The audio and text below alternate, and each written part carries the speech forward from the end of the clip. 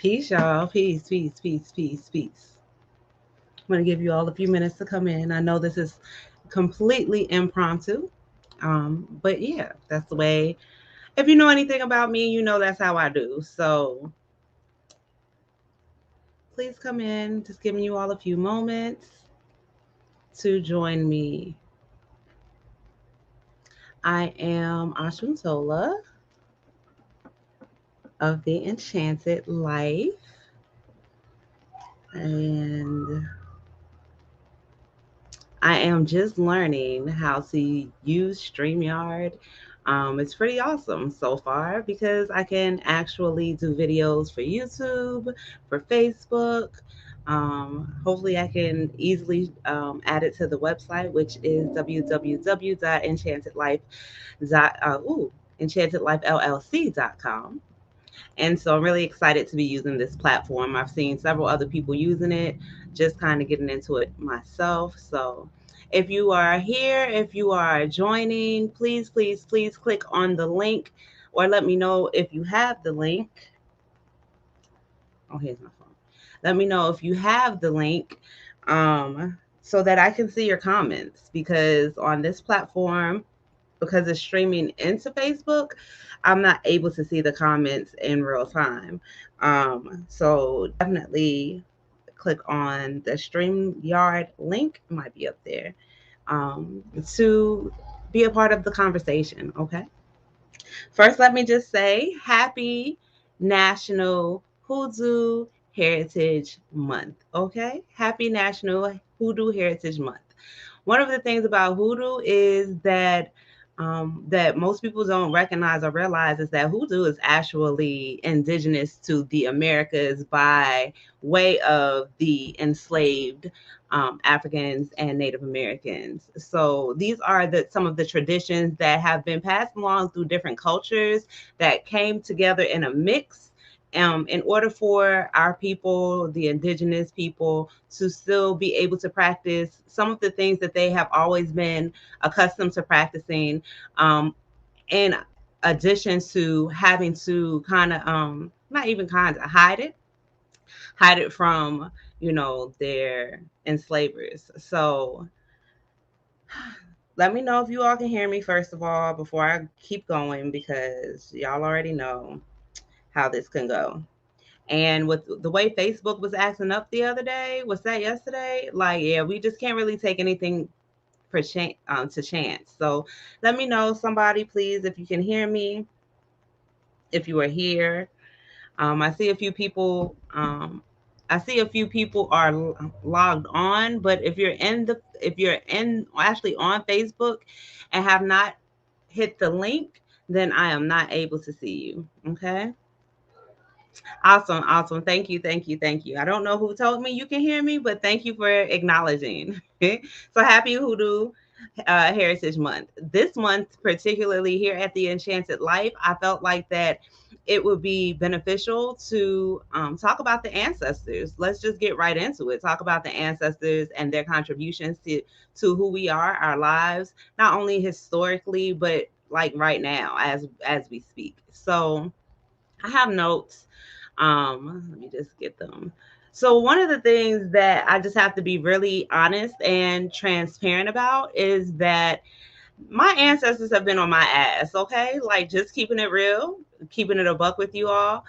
My ancestors have been on my ass for a little while now. One of the things that they were on my ass about is that they said that I am wishy-washy, which was really interesting to me because I mean I am a Libra, so I can be wishy-washy, most definitely. Not going to even try to deny that. But I did not recognize or realize how me being wish-washy was actually interrupting, inhibiting, blocking my blessings, blocking my achievements, blocking my success. And so, there was like, yeah, you need to stop being wishy-washy, young lady. You need to be very decisive about what it is that you want and what it is that you're going for. And to be honest, like that left me in kind of retrospect, like I can understand why they would say that I'm wishy-washy. I have been going back and forth about social media. So, that Facebook, IG shutdown that just happened the other night was like, oh, so that's what we're doing? Because you already know. I can see you, Takia. Thank you so much for coming through StreamYard. Um, I can completely understand it. I have been, and with Facebook shutting down, I was like, oh, okay. So maybe it is for us to not do it this way, which I am very right now. I am planning on provisions to social media because business cannot stop, life cannot stop because we can't access the internet, because we can't access the computer. So I would ask that if you're in the Enchanted Life Facebook group, then I probably already have your email address. But if you're not in the Facebook group, um, definitely, and you want to stay connected to the Enchanted Life, Meet and Conjure, then definitely drop us your email. I am sending out email campaigns about what is happening with classes, with readings, with energy work. Where I'm working on doing the blogs again. So those are things that I have in the atmosphere, and really, to be honest, like what yesterday did emphasize is the need to be able to connect outside of these forums. Because if they want to shut everything down, then how are we going to connect? How are we going to get to each other? And we know that we are coming into a space, a time where we are going to have to start to be able to connect with each other and depend on each other. So we cannot rely completely on social media. So like I said, my ancestors was like, you wish-washy. I'm gonna need for you to be decisive about what it is you're gonna do, what it is that you want. Well, after they said that, then it was like, I'm gonna need for you to go on video and tell the people about me, tell the people about us, tell them about us, the ancestors. And transparency, like if you know me, you know that I do not like videos. I do not like them. And every time I have to do them, I have to kind of like talk myself into doing videos. I have to like really prep for this because honestly, for me, I have always been comfortable playing the background. I have always been comfortable being the supporting cast. I've been comfortable being somebody else's biggest cheerleader. And now, within the last 2 or 3 years, I have really been working on being my own cheerleader. And so I had to cheerlead myself to get my ass on this video. And it's been probably about 4 or 5 days now that they was like, I'm gonna need for you to do a video, ma'am. Are you gonna do it today? Are you gonna do it today? And I'm like, well, my hair, with my makeup, well, I don't feel like it. I'm cranky. I just don't want to. And that's really what it was. So they kept on, kept on. And when I say they kept on, I mean like they will constantly, like it'll be like a reoccurring thought in your mind. You know what I'm saying? Like a reoccurring current thought. Like, did you do it yet? Did you do it yet? And so today I was like, you know what? I got up today. Okay, y'all. I got up today, determined to come on here tonight and do this damn video because I recognized and I realized that they were not going to leave me alone until it was done. So here we are. Okay.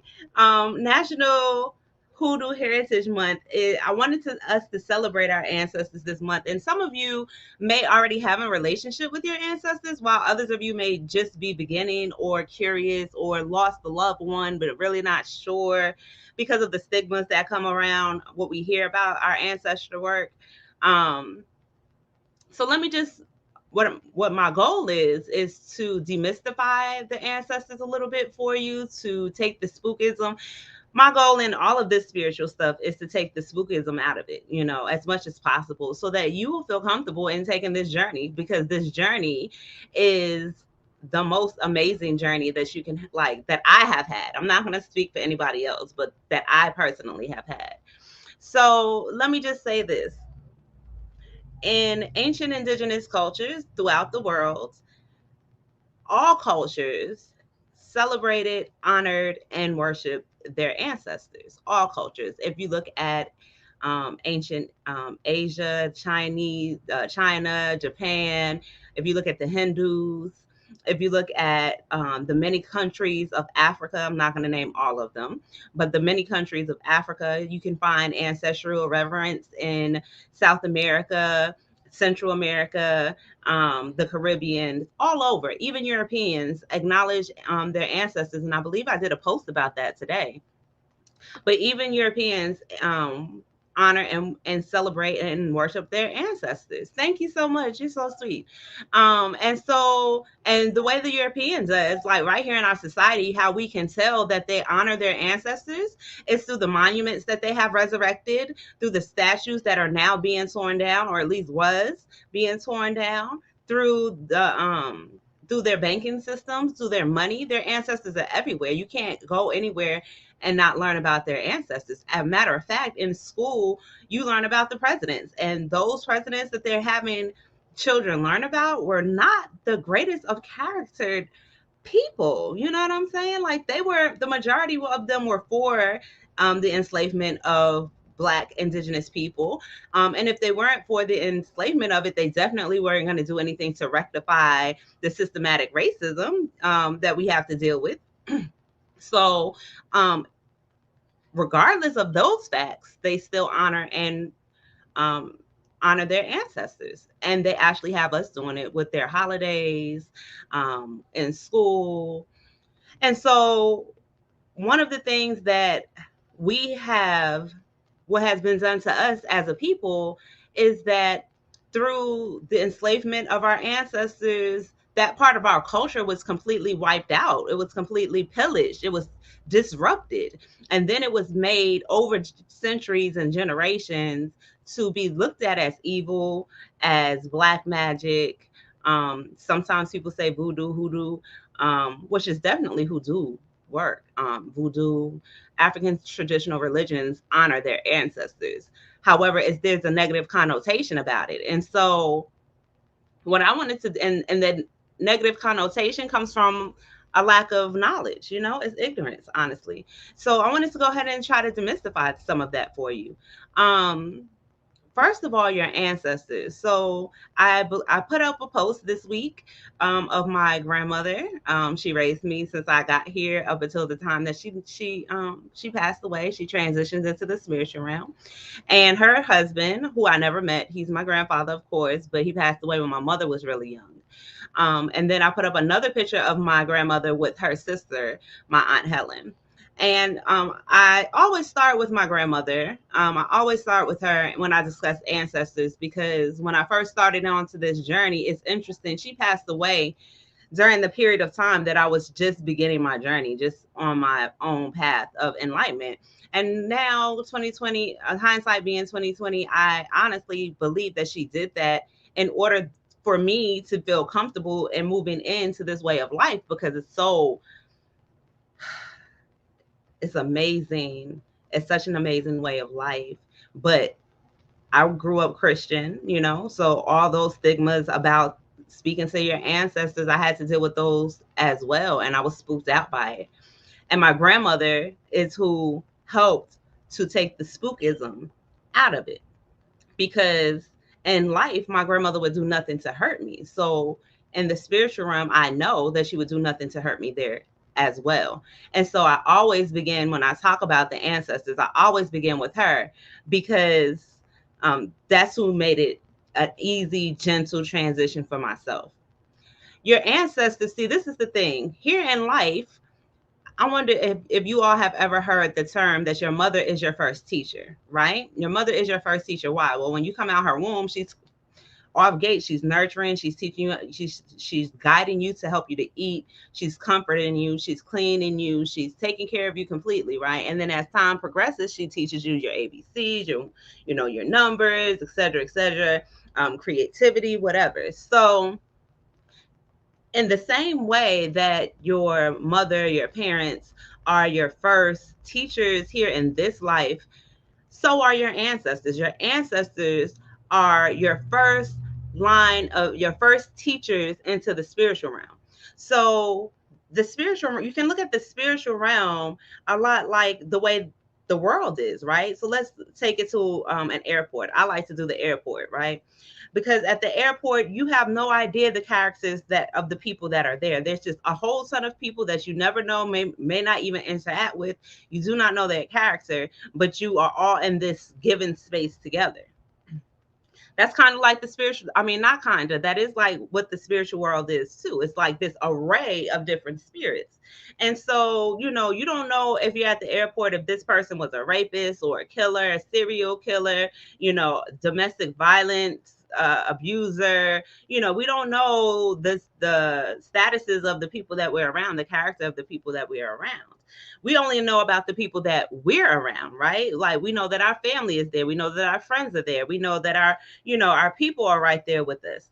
And that's the same thing with your ancestors. Your folks. Your folks. I mean, at least in the most recent of ancestors. And so for me personally, I always advise my students to start with the ancestors that the loved ones that has passed away, the ones that you were just like, dang, I just wish I had another day to just speak to them, another hour to just hear their voice or give them a hug or whatever. Like the ancestors, your immediate, your most recent ancestors, I will begin building my relationship with my ancestors with those particular ones, because those ones, you're most comfortable with those ones. Those are the ones that taught you in this life, and they will teach you in the afterlife. Another thing about your ancestors is, okay, so again, like I was saying, there's a multitude of spirits out here, right? There's a multitude of spirits, and the majority of the time, just like in Christianity, we went right to Jesus, right? So the majority of the time when we're in the midst of transitioning into a spiritual way of life, when we're starting to be accountable for our own spirituality, we tend to want to go straight to the bigger deities, right? And that could be the Neteru, that could be the Orisha, the Loa, the Absom, all of these different deities.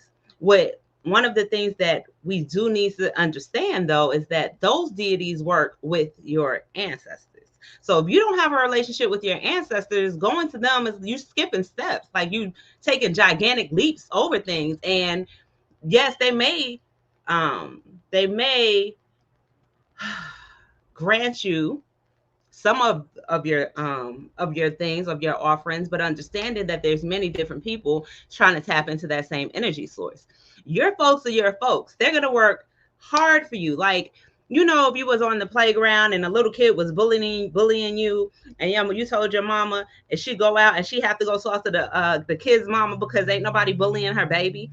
Like, that's the same thing it is with her ancestors. They're not only here to teach you, but they're here to protect you. They're actually your first line of protection. They're your first line of defense out here in these spiritual streets. And so when we are engaging, when we are saying that we want to learn the spiritual realm, we want to live a spiritual way of life, we want to be accountable for our own spiritual growth or development, we can't do that without including our ancestors. Your ancestors are the genetic proof of your existence. If it was not for them, you would not be here. There's no way around that. So in indigenous cultures, we honored them, we respected them, we worshiped them, we fed them. There was certain things that had to be done for our ancestors, because we understood that if in empowering our ancestors, we are only empowering ourselves. Your ancestors lives within you. You're half your mother, half your father. You're 7 generations back of your ancestors. 7 generations back of your ancestors. That means grandma, great grandma, great great grandma, great great great great grandma, and etc., which comes to about 256 ancestors that's directly tied to you through DNA. So basically, we can't be out here walking around as if we are alone when we have a full entourage walking with us at all times. And that entourage is literally waiting for you to acknowledge them. That entourage is literally waiting to get directives from you, to protect you, to help you to overcome challenges, to celebrate your successes. Like, all of these things are what the ancestors do. And so one of the things that I really want to emphasize about your ancestors is that if they say no, then the answer is fuck no. Like, there's no way around that. Again, My ancestors was like, if you don't get your ass on this video and do this live. When I first started the etheric touch, they insisted that I create a whole level dedicated specifically to them. Like when they speak, you have to listen. It's in your, and that's what that says up above me. When my ancestors talk, I listen. You know what I'm saying? And then I act accordingly. I'm obedient because that's only going to be to my best benefit. Can you remember a time and when you were younger that you really wanted to go do something and your mom or your dad said, "Nah, you can't go do it because it was dangerous," but you still wanted to do it though, right? Your ancestors have a way of being able to see things that you can't see, being able to hear things you can't hear, being able to manipulate, direct certain things in your life, peace, certain things in your life without you having to really put forth an effort towards that thing. All you have to do is stay in alignment with your ancestors, listen to what they say, give them what they're asking you for.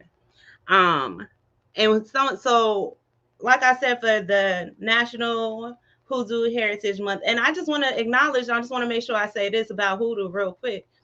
I know that we all have grandparents that grew up in the church. Like most of us grew up in the church, so we know our grandparents did. And you probably have some things that Granny was doing that wasn't necessarily biblical, but magical. You know what I'm saying? Like they might boil a pot of water with some cinnamon in there to remove the evil spirits. They may go outside and get them some red clay to eat. They may put salt down in front of the door to keep, negative energy away. There's certain things that they might, the cooking of black eyed peas is not just because of Thanksgiving or New Year's. It was actually a ritual that they were performing. So our grandparents was already doing this magic, even though they were Christian. You know what I'm saying? That they truly, honestly believed in Jesus and God, but they also had their witchy poo ways.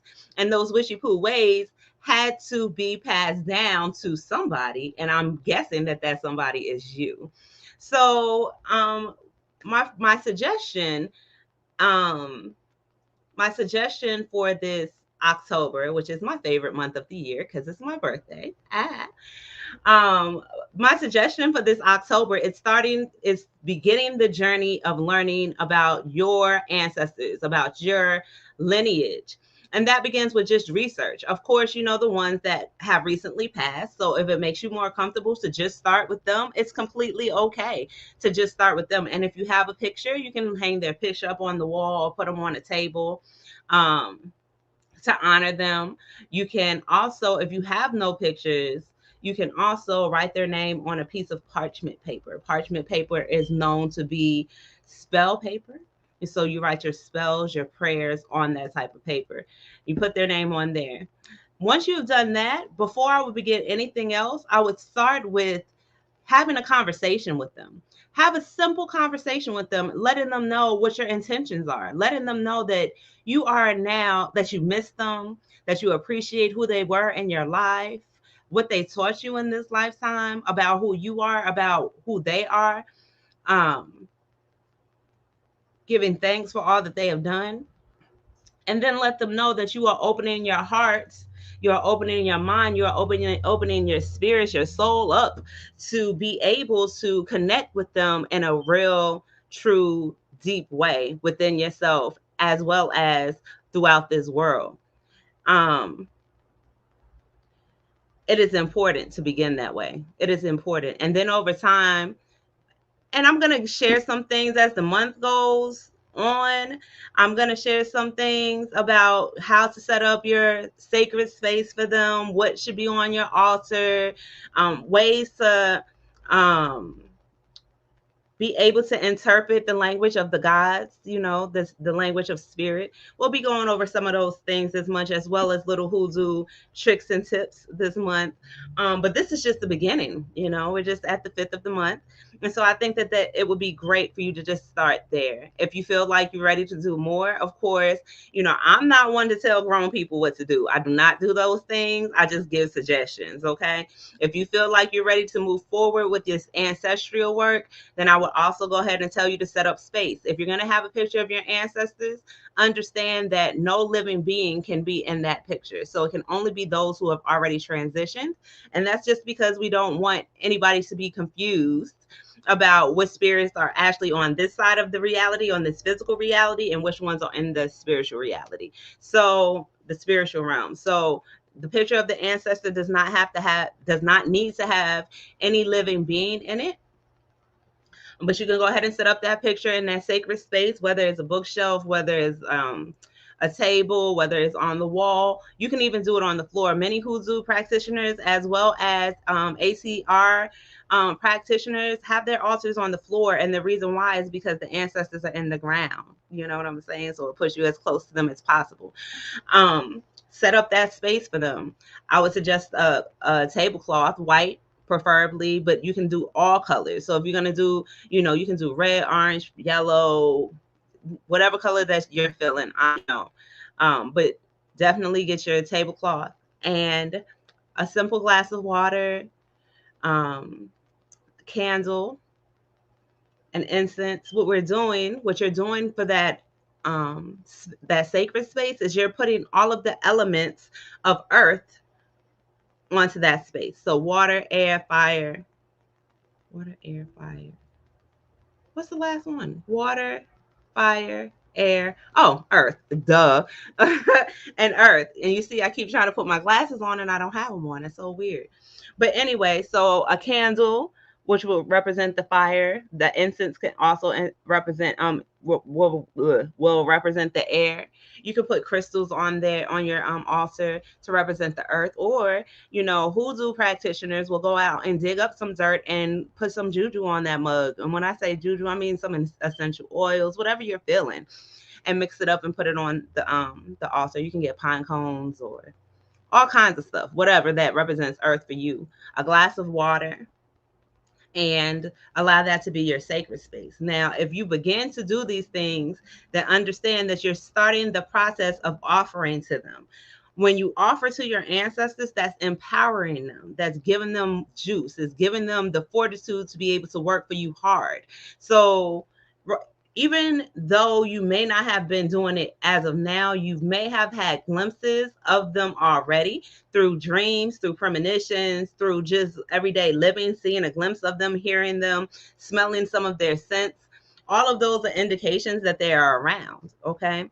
And when you start working with your altar, what you'll learn is that it is important to offer them food, offer them the things they want, offer them the things they like, offer them the things that will invigorate them. Now, so let me just make sure I'm clear. If you're at the point where you feel like you can offer to your ancestors, this is something that is to be done on a ritual base. What I mean is that you don't make a meal for your ancestors, put it on the altar, and then leave it there for a month. That is unacceptable.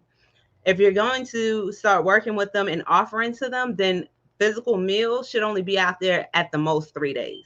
Change the water every single day. They're thirsty. You want to keep them hydrated. You want to keep them fed. You want to keep them nurtured. And then have simple conversations with them. Have those conversations with them. One of the things that we tend to feel like because of Christianity is that it has to be like real preachy when we talk to them. But in actuality, your ancestors, you can talk to them the way you would have talked to them if they were here, like it doesn't have to be preachy.